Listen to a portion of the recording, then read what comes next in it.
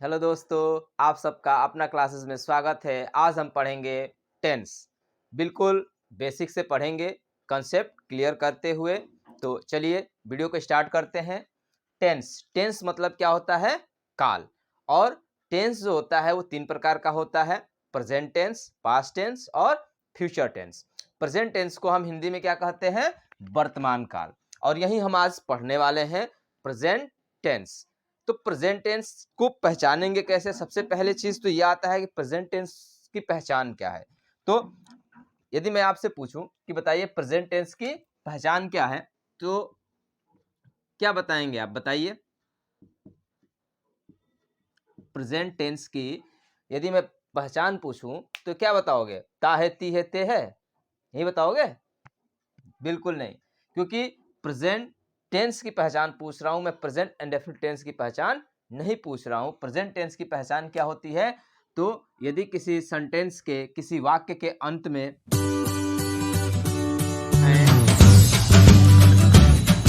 हूं और हो आता है तो हम कहते हैं कि वो कौन सा टेंस है?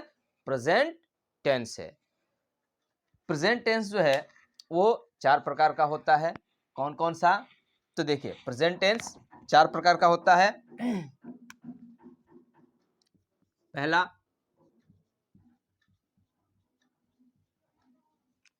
प्रेजेंट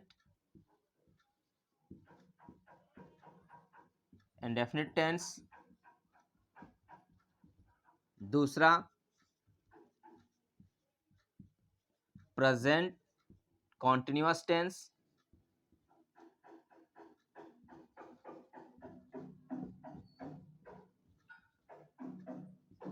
तीसरा प्रेजेंट परफेक्ट टेंस, चौथे नंबर पर आता है प्रेजेंट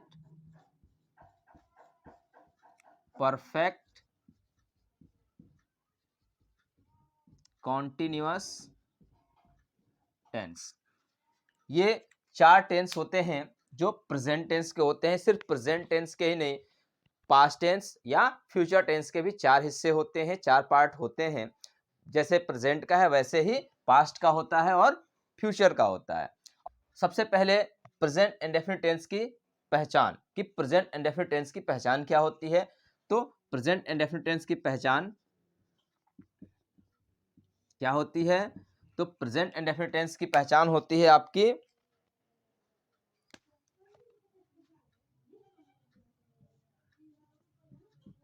ता है, ती है, ते है। यानी जिस वाक्य के अंत में, जिस वाक्य के अंत में, सेंटेंस के अंत में ता है, ती है, ते है शब्द आएगा तो हम कह सकते हैं कि वो क्या है? प्रेजेंट इंडेफिनिट टेंस है। जैसे एग्जाम्पल देखते हैं। जैसे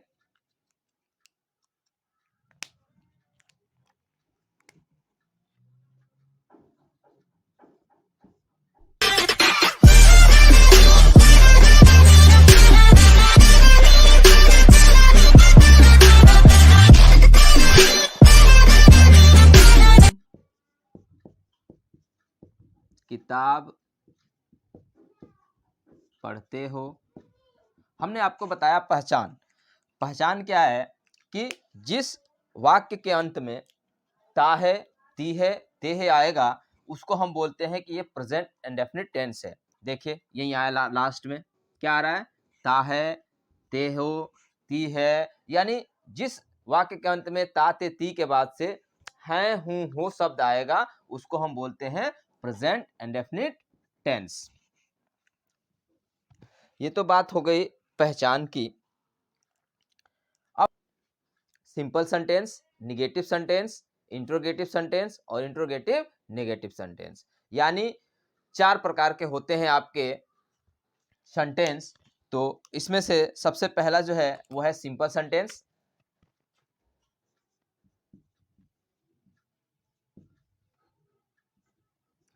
सिंपल सेंटेंस पढ़ेंगे किसका? प्रेजेंट इंडेफिनिट टेंस का। तो देखिए सबसे पहले इसमें हमें नोट याद रखना है। सबसे पहले हमें नोट याद रखना है, और वो नोट क्या है? तो वो नोट ये है कि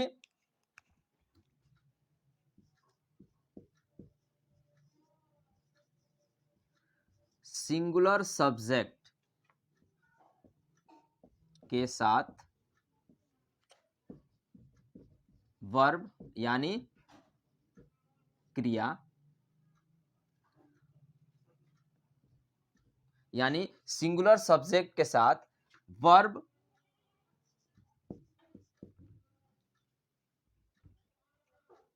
सिंगुलर सब्जेक्ट के साथ वर्ब की कौन सी फॉर्म लगाते हैं? तो वर्ब की फिफ्थ फॉर्म लगाते हैं। वर्ब की टोटल कितनी फॉर्म होती हैं? तो 5 होती हैं। कि प्लूरल सब्जेक्ट के साथ क्या लगाएंगे? वर्ब की फर्स्ट फॉर्म। सिंगुलर सब्जेक्ट के साथ क्या लगाएंगे? वर्ब की फिफ्थ फॉर्म। और प्लूरल सब्जेक्ट के साथ क्या लगाएंगे? वर्ब की फर्स्ट फॉर्म। अब ये सिंगुलर और प्लूरल क्या होता है? बात निकल के आया ना कि सिंगुलर और प्लूरल क्या होता है। तो इसको समझते हैं कि सिंगुलर और प्लूरल क्या होता है।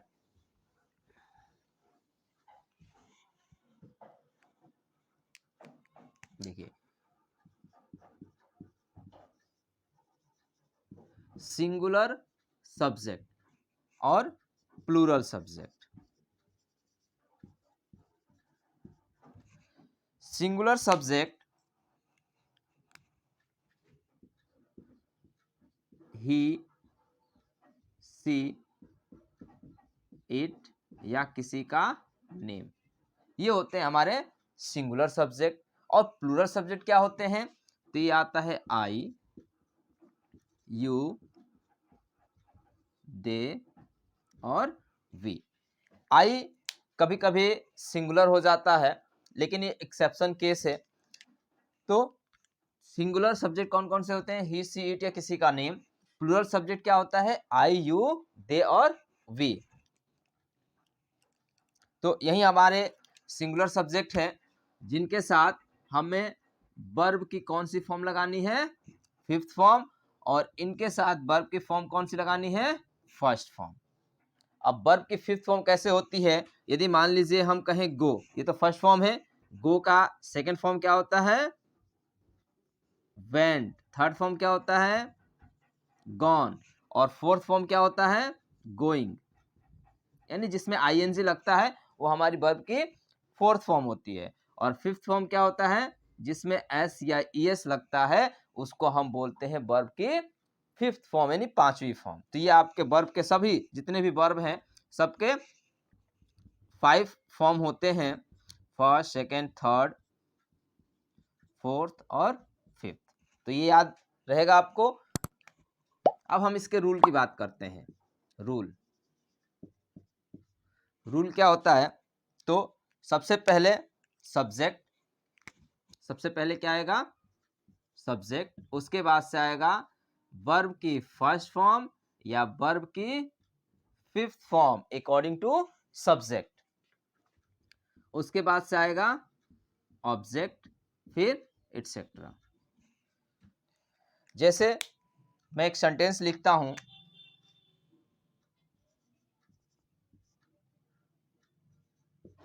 वह पत्र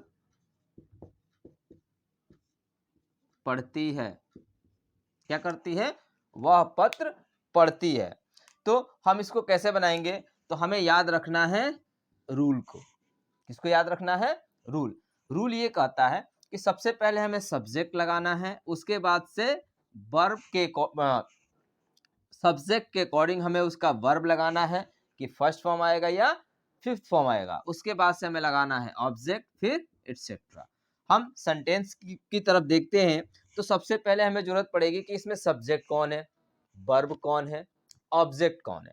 तो देखिए जो इसमें कार्य करता है, जैसे वह पत्र पढ़ती है, तो कौन पत्र पढ़ रहा है? वह, ये हमारा क्या हो जाएगा? सब्जेक्ट हो जाएगा। पढ़ती है, ता ते ती जिसमें लगा होगा वो हमारा होता है वर्ब। क्या होता है? वर्ब। और जो इसमें होता है, जैसे कि वह पत्र पढ़ती है, तो क्या पढ़ रही है? पत्र। तो ये हो जाएगा हमारा ऑब्जेक्ट। सब कुछ क्लियर हो गया? तो अब हम इस सेंटेंस को बनाते हैं। वह पत्र पढ़ती है, सब्जेक्ट, सब्जेक्ट यानी वह लड़की है, तो सबसे पहले क्या हो जाएगा हमारा? सी। पढ़ती है, पढ़ना का क्या होता है? रीड। हमने लिख लिया यहाँ पे रीड। लेकिन हम देखेंगे कि ये तो सिंगुलर सब्जेक्ट है। अब सिंगुलर सब्जेक्ट है तो वर्ब की कौन सी फॉर्म लगती है? Fifth form. यानी हम इसमें क्या लगा देंगे? एस। यानी सी रीड्स क्या पढ़ती है? पत्र, लेटर। सी रीड्स लेटर। चलिए कुछ और एग्जाम्पल बनाते हैं।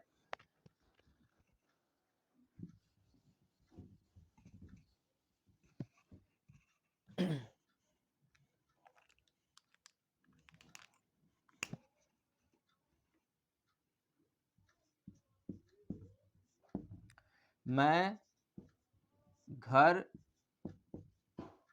जाता हूं।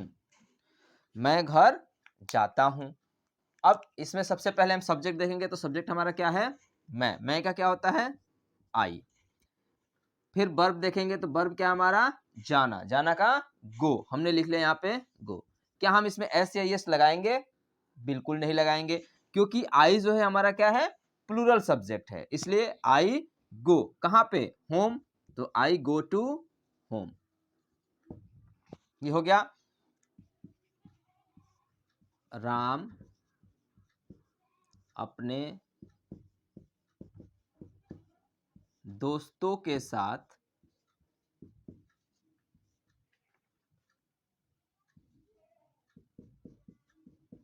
बाजार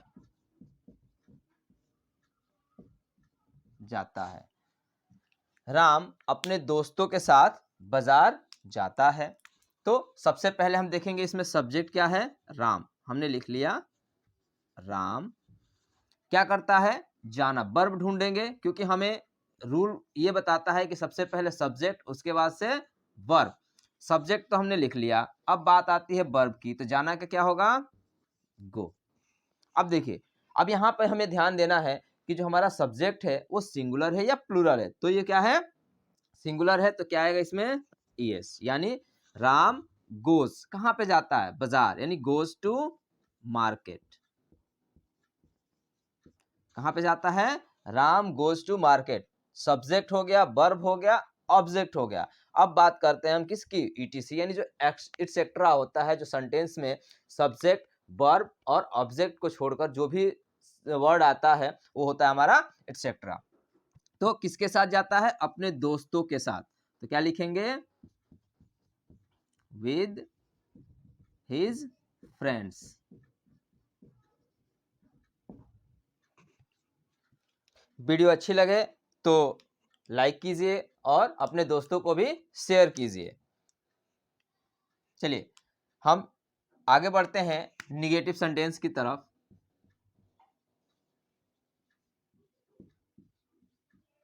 अब क्या पढ़ेंगे हम? Negative sentence. निगेटिव सेंटेंस में सबसे पहले चीज याद रखने की जरूरत है, इसमें भी नोट है। अब वो कौन सा नोट हमें याद रखना है? तो सिंगुलर सब्जेक्ट,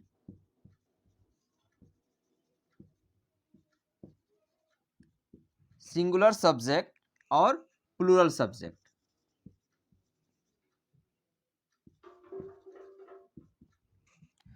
सिंगुलर सब्जेक्ट के साथ इसमें डज नॉट, और प्लूरल सब्जेक्ट के साथ आता है डू नॉट। यानी निगेटिव सेंटेंस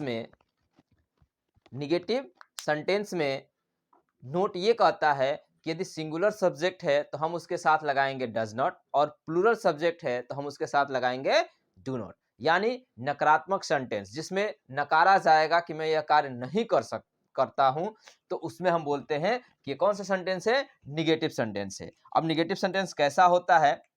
देखिए, वह पत्र नहीं पढ़ता है। देखिए, पहले हमने सेंटेंस, सिंपल सेंटेंस में क्या सीखा था कि वह पत्र पढ़ता है। अब इसमें हो गया कि वह पत्र नहीं पढ़ता, यानी नकारा जा रहा है, उस चीज को नकारात्मक बनाया जा रहा है। तो जब कभी भी नकारात्मक बनेगा तो वो होता है हमारा निगेटिव सेंटेंस।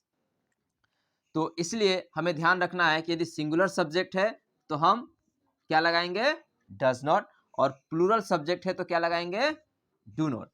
चलिए हम बात करते हैं, अब रूल की तरफ बढ़ते हैं इसके।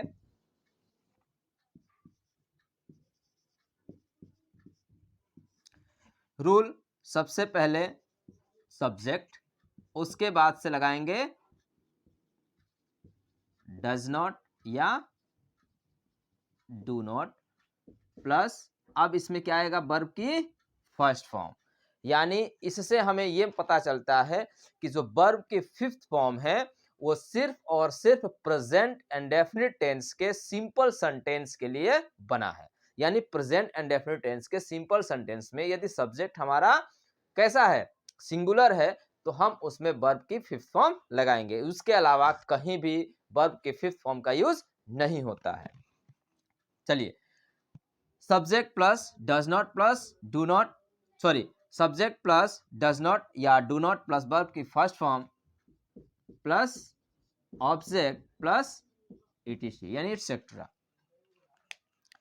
जैसे एग्जाम्पल देखते हैं।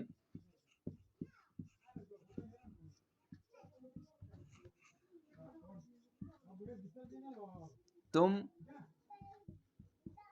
खाना नहीं खाते हो, तुम खाना नहीं खाते हो। अब सेंटेंस में इस चीज को नकारात्मक बना दिया गया है। तो जब नकारात्मक बन जाएगा तो हम क्या करेंगे, सबसे पहले सब्जेक्ट हमारा क्या है, यू। उसके बाद से हम देखेंगे कि डज नॉट आएगा या डू नॉट आएगा। तो चूंकि यू जो है वो हमारा क्या है, प्लूरल है, तो क्या आएगा हमारा, do not. You do not क्या, खाना का क्या हो जाएगा, ईट फूड। यानी तुम खाना नहीं खाते हो तो क्या हो जाएगा, you do not eat food. चलिए कुछ और सेंटेंस बनाते हैं।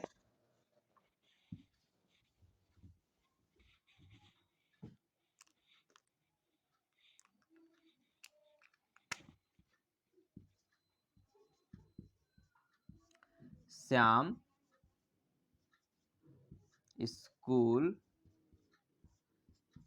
नहीं जाता है, श्याम स्कूल नहीं जाता है। इसका बनाएंगे तो सबसे पहले हम देखेंगे कि सब्जेक्ट हमारा क्या है, तो श्याम है, लिख लिया हमने श्याम। उसके बाद से क्या लिखेंगे, तो देखेंगे कि हमारा जो सब्जेक्ट है वो सिंगुलर है, तो क्या लगाएंगे, डज नॉट। उसके बाद से जाना का क्या हो जाएगा, गो। अब हम यहाँ पे एस या एस नहीं लगाएंगे क्योंकि यहाँ ये सेंटेंस कैसा है, नकारात्मक है, निगेटिव सेंटेंस है। निगेटिव सेंटेंस में हम वर्ब की कौन सी फॉर्म यूज करते हैं, फर्स्ट फॉर्म। तो हम लिख लेंगे Shyam does not go to school.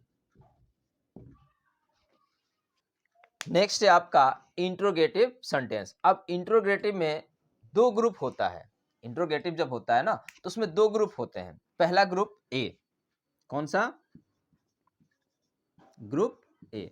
अब ग्रुप ए कौन सा होता है, तो देखिए इसमें क्या होता है कि यदि सेंटेंस के यानी वाक्य के शुरू में क्या आ जाए, वाक्य के शुरू में क्या आ जाए, तो उस क्या की अंग्रेजी डू या डज लगाते हैं।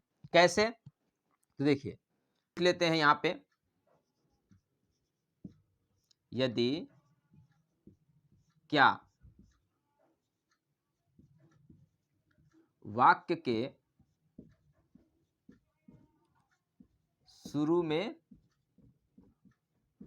आए, यदि क्या वाक्य के शुरू में आए तो क्या की जो अंग्रेजी होगी वो हम डू या डज ये लगाते हैं। यदि भी जैसे कैसे इस सेंटेंस में आएगा, तो देखिए मैं एक सेंटेंस लिखता हूं, क्या तुम किताब पढ़ते हो, और क्या हो जाएगा हमारा क्वेश्चन मार्क। यानी क्या तुम किताब पढ़ते हो, ये हमारा इंट्रोगेटिव का ग्रुप ए है, जिसमें क्या जो होगा वो कहाँ पे आएगा, शुरू में आएगा, यानी सेंटेंस शुरू होने से पहले ही हमें क्या दिखाई देगा, क्या दिखाई देगा। तो जब चलिए हम इसके रूल की बात करते हैं। डू और डज तो पता ही आपको कि सिंगुलर सब्जेक्ट के साथ डज और प्लूरल सब्जेक्ट के साथ डू लगाते हैं। ग्रुप ए का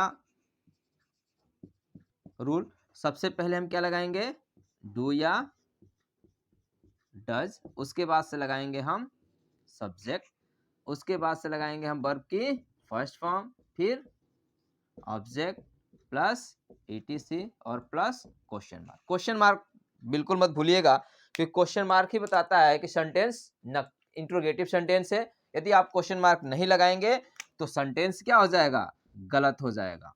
किसी भी, चाहे वो हिंदी का हो या इंग्लिश में हो, यदि आपने क्वेश्चन मार्क नहीं लगाया है और वो इंट्रोगेटिव सेंटेंस है तो आपका वो सेंटेंस गलत माना जाएगा। जैसे एग्जांपल,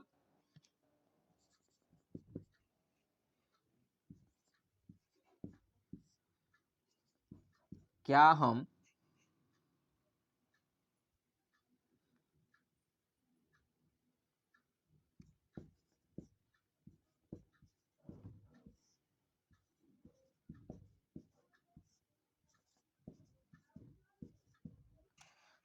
क्या हम किताब पढ़ते हैं, तो सेंटेंस को बनाते हैं, क्या हम किताब पढ़ते हैं।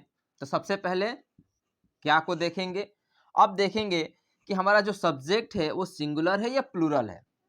हम है तो इसका मतलब ये प्लूरल है, तो प्लूरल है तो इसका मतलब क्या आएगा, डू। तो सबसे पहले हम क्या लिखेंगे, डू। उसके बाद से सब्जेक्ट हमारा वी, यानी डू वी, पढ़ना का क्या हो जाएगा, रीड। क्या पढ़ते हैं, रीड द बुक, और क्वेश्चन मार्क। चलिए कुछ और सेंटेंस देखते हैं।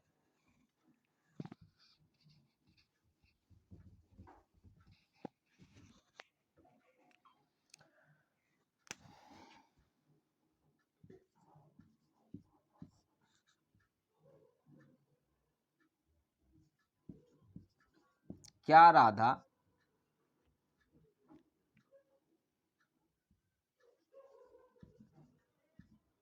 दूध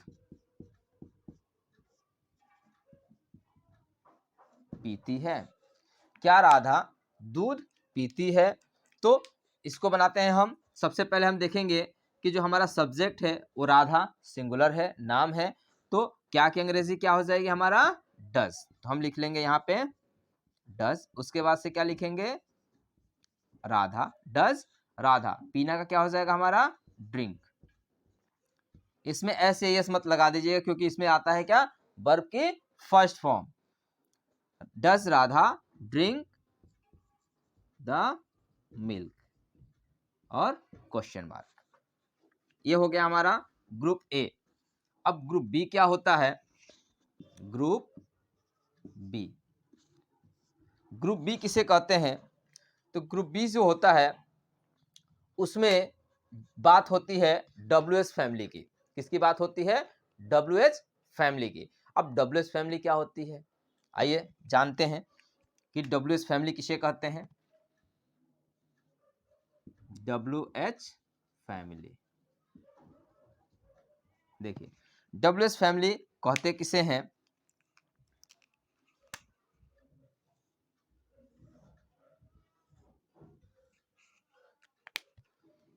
जो WH से स्टार्ट होता है, जैसे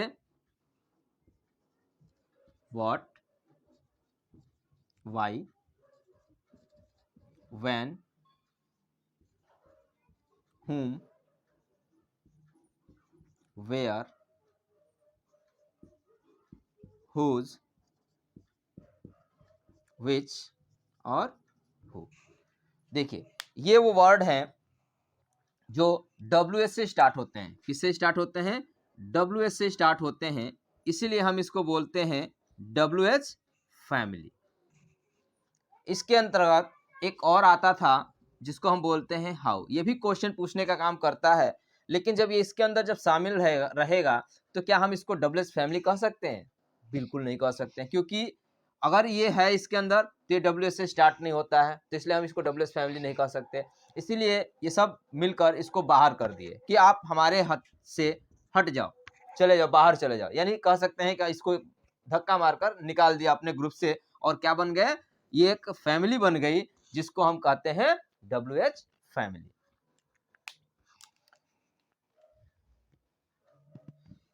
चलिए ग्रुप बी के रूल की तरफ बढ़ते हैं।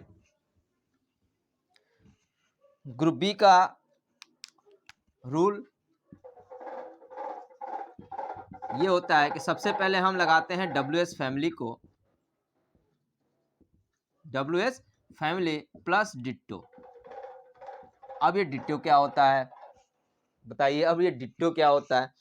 तो डिट्टो का मतलब होता है सेम एज। जैसे कि इसके इंट्रोगेटिव जो ग्रुप था जिसमें हम क्या लगाते थे, जिसमें क्या था आपका डू, डज, सब्जेक्ट, वर्ब की first form, object, etc plus question mark. ये था ना आपका ग्रुप बी। ग्रुप ए में तो ग्रुप ए का मतलब, ये डिट्टो का मतलब होता है कि इससे पहले वाला जो रूल है वो सेम एज इट यहां से आएगा। तो चलिए कुछ एग्जांपल्स देखते हैं।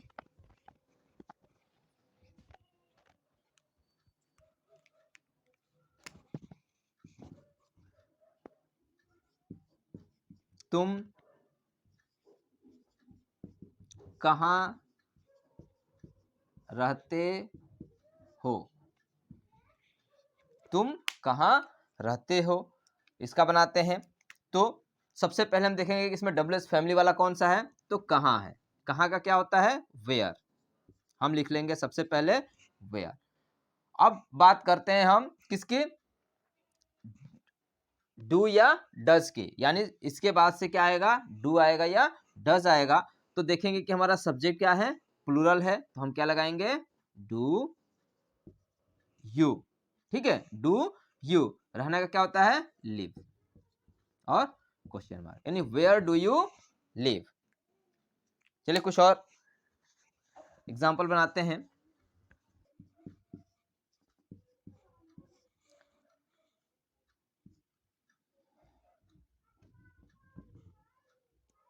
मोहन